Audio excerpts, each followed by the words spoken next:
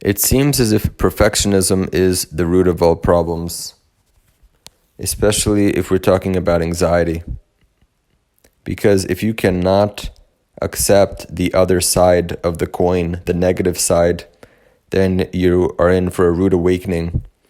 Let me give you a very good example. So fighters, for example, have really big egos, and it seems as if they cannot accept the outcome of their opponent beating them.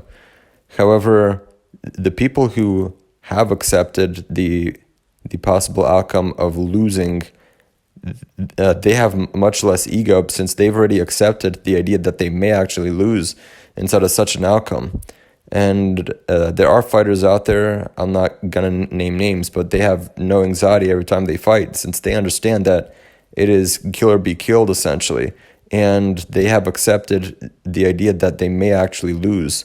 And so they're not actually fighting such a potential outcome.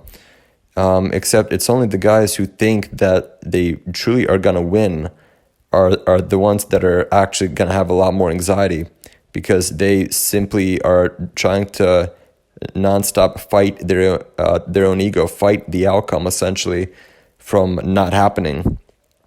So yeah, that's exactly why in order to practice acceptance, you go against the perfectionism, which means that you have to actually view the negative side from actually taking place. So now how does this all actually relate back to stuttering? Because if you're afraid of embarrassment, if you're afraid of a presentation, you have to just accept that the presentation may not be that good, that the presentation may actually be very bad, that you are going to stutter. So you cannot have the perfectionist mindset. That is how you accept your speech impediment inside of social situations especially, right? So this is how to practice acceptance. Acceptance of negative outcomes is going to make you feel better, no doubt about that. Now, is acceptance going to make you more fluent? The answer is not really, because you are not addressing the cause of stuttering itself. The fear of stuttering arises because you stutter. So you just have to keep that in mind. However, if you simply want to have a very strong mindset, a very powerful mindset, despite if you fix your stuttering or not, then this is for sure the best approach to take. You could say it's exposure therapy, but it's sort of not, only because you are, I guess it is. If it's a mental exposure therapy, you're exposing yourself to negative outcomes and just expect them to happen essentially to you, right? So this is how to go against a perfectionist mindset. There are so many examples out there inside of the real world that you are able to essentially be aware of and take into account. I really like the fighting example a lot, since it's something that I can actually relate with.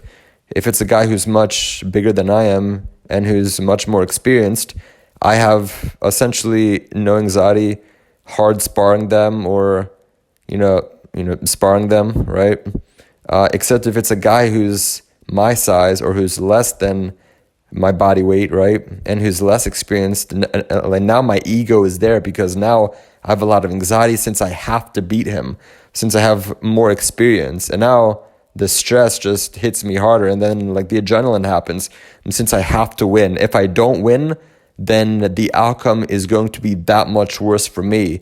Except in reality, the humble people out there are the most dangerous people, since the humble people have accepted the negative outcomes already.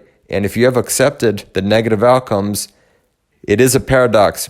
Trust me, it is a massive paradox, but that will actually make you that much more dangerous. So the same thing with speaking too. It's like you have to accept the outcome. If you have anxiety speaking, right? If you have anxiety stuttering inside of a public situation, for example, then you have to accept the outcome that certain things are not actually going to play out as well as you actually want them to. And yeah, perfectionism is the root of all problems if we're talking about fear, that is. Okay, so it sounds a bit contradictory, but it's not. I specified fear. But yeah, that's how it is. I have a lot of other examples I can also think of, but these are the main examples I have essentially. So if you have a presentation, if you're nervous for the following day, or if you're afraid of the teacher saying, let's go around the room, that's a very popular one, obviously. I mean, come on now, right? Well, then it's completely fine, because you have to be willing to accept that you will not have the best introduction ever, okay? You're not, gonna go out there and, be a professional public speaker and just sound completely perfect, okay? Now that might happen, right? But chances are it's not, okay? And then after you actually accept that outcome as actually being a possibility, then that's actually when you increase your odds of actually having the perfect presentation. And that's exactly why it is such a massive paradox out there, since you can actually have a higher chance of actually being perfect by accepting imperfectionism.